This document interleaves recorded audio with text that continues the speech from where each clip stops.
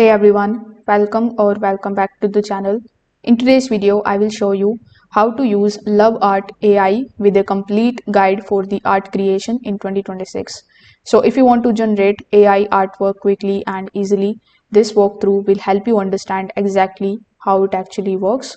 So first of all, you need to come here on loveart.ai by using your web browser.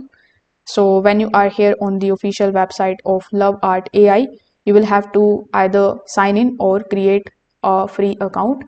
When you are inside, this is going to be your main dashboard. In the right hand side, you can see we have the new chat box available. And the best part is that you will get 365 days of free Nano Banana Pro with this. In the left hand side, we have this canvas where you are going to see all of your generations. So LoveArt AI mainly works using the text prompts. This means you describe the artwork what you want and the AI is going to generate that thing for you. So here you can just simply start typing your prompt. They have also mentioned that you can either type @ in order to add the mentions, or you can directly start with the ideas. In the bottom of it, if you have any reference file, you can click on this type of clip icon and then you can upload that file from your device. Then we have the agent option. So by default, the agent option will be selected, but you can also select the option of image generation and the video generation based on your preferences. After that, we have some of the other options, like we have thinking fast, and then we have web search option. So as the name suggests, you can either ask the AI to generate the images based on the web search, and you can also change its type like thinking and fast. Then the Nano Banana Pro option is selected over here.